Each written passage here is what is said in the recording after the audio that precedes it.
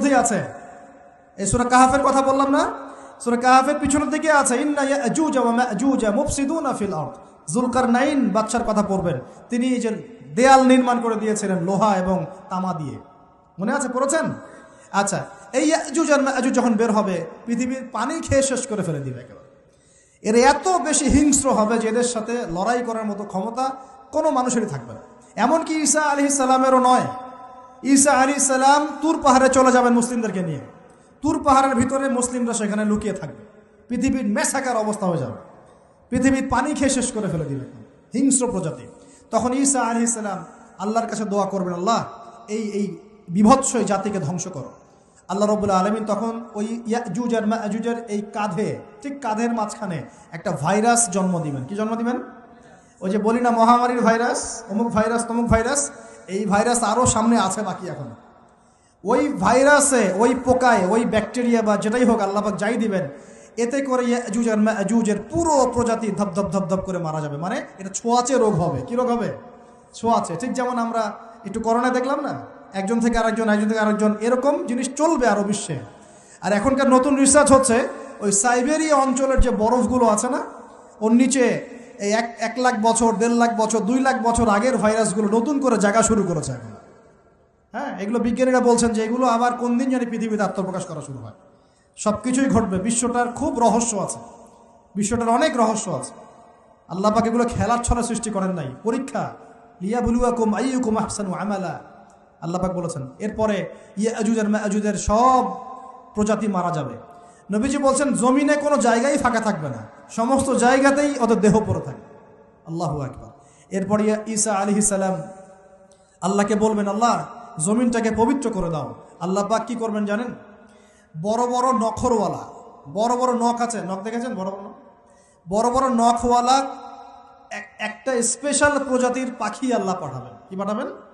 পাখি। এটা কোন পাখি, কি নাম আমরা জানি না, মহাবিশ্বের কোন জায়গা থেকে আসবে তাও জানি না, পৃথিবীতে আসে কিনা তাও জানি না। আল্লাহ পাঠাবেন আবাবিল, তয়রন আবাবিল। যখন আল্লাহ পাখি পাঠিয়েছিলেন না, ও আরসালা আলাইহিম তয়রন আবাবিল।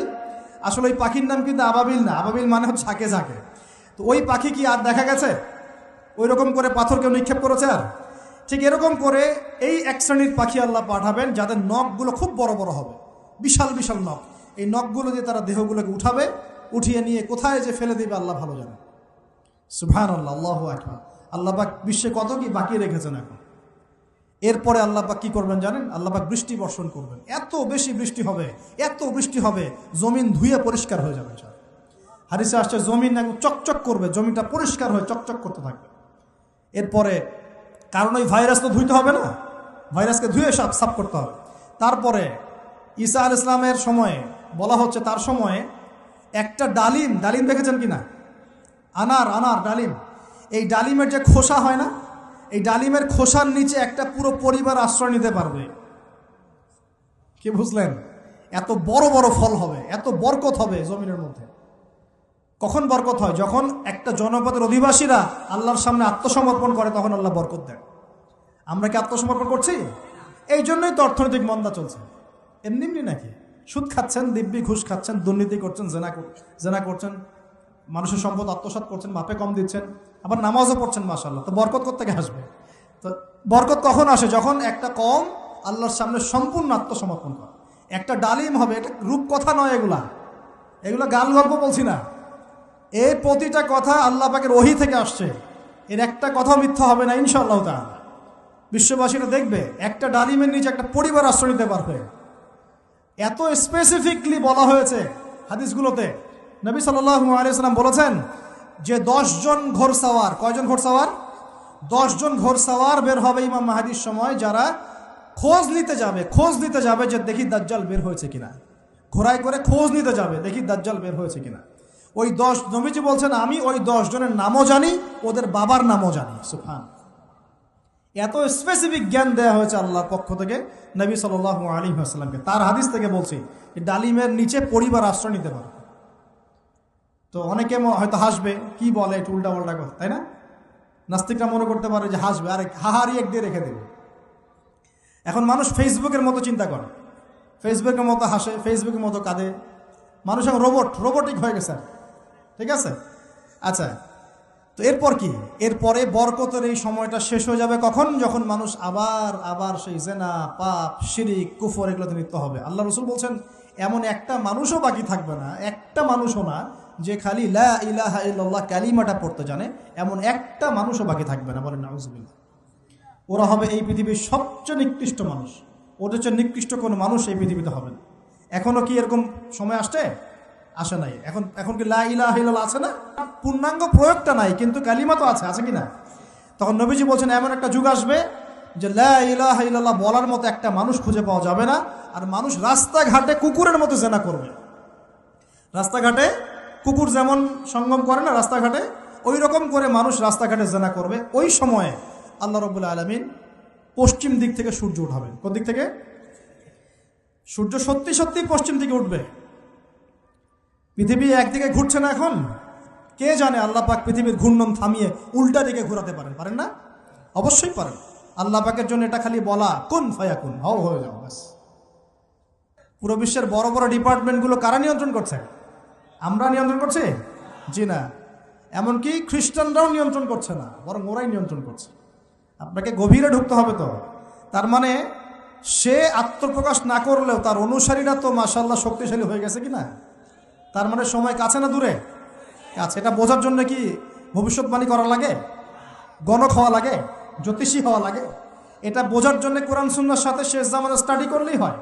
Economics, world affairs, history study করলেই বুঝতে পারেন, হৃদয়ের চোখ খুলে যাবে ইনশাআল্লাহ তাআলা।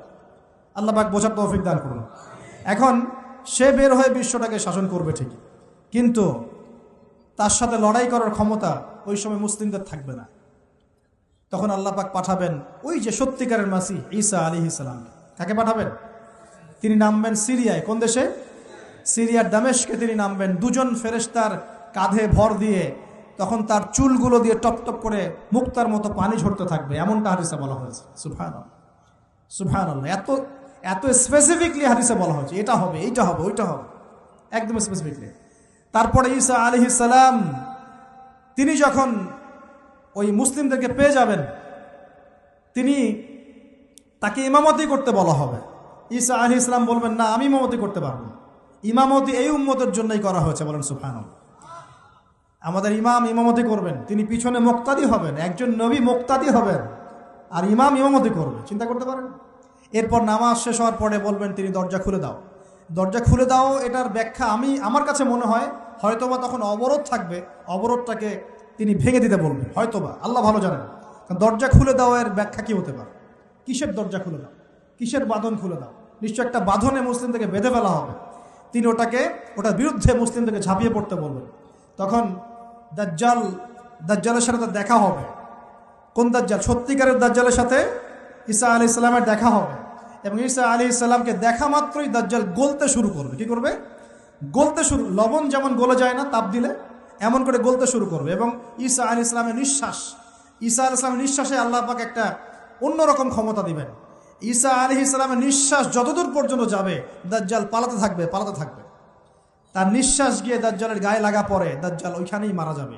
আল্লাহ পাক এই শুধু তাকে নয়, তার সমস্ত অনুসারীদেরকে আল্লাহ পাক সেখানে মেরে ফেলবেন ইনশাআল্লাহ। মুসলিমদের হাতে। কার হাতে? মুসলিমদের হাতে। এটার জায়গাটা মেনশন করা আছে, বাবেলুদ নামক জায়গা। কোন জায়গা? বাবেলুদ। যান গুগল সার্চ করে দেখেন বাবেলুদ কোন জায়গায় আছে। আমি বলে দিব না, দেখেন কোন জায়গায় আছে, কারা ওটা নিয়ন্ত্রণ করছে দেখেন। ওইখানে দাজ্জাল মারা যাবে। মানে সত্যিকারের মাসিহের হাতে মিথ্যা মাসিহ মারা যাবে ইনশাআল্লাহ, ঠিক আছে? এবং তার অনুসারীদের পতন হবে। এরপরে ঈসা আলাইহিস সালাম এই ক্ষমতাটা দখল করবেন এবং সারা বিশ্বে তিনি শান্তি শৃঙ্খলা কায়েম করবেন। একজন ন্যায়পরায়ণ শাসক হবেন ইনশাআল্লাহ তাআলা। এবং তিনি নতুন কোনো শরীয়ত নিয়ে আসবেন না, উম্মতে মুহাম্মাদের শরীয়ত কায়েম থাকবে ইনশাআল্লাহ। এরপরে 40 বছর তিনি রাজত্ব করবেন। কত বছর? 40 বছর। এবং তার বিবাহ শাদীও হবে এবং তার ইন্তেকালও হবে। তাকে দাফন করা হবে নবী মুহাম্মদ সাল্লাল্লাহু আলাইহি ওয়াসাল্লামের ঠিক পাশেই। আল্লাহু আকবার। ঠিক তার পাশেই দাফন করা হবে। এরপরে মানুষ আবারও খারাপ হওয়া শুরু করবে। কেমন খারাপ হবে?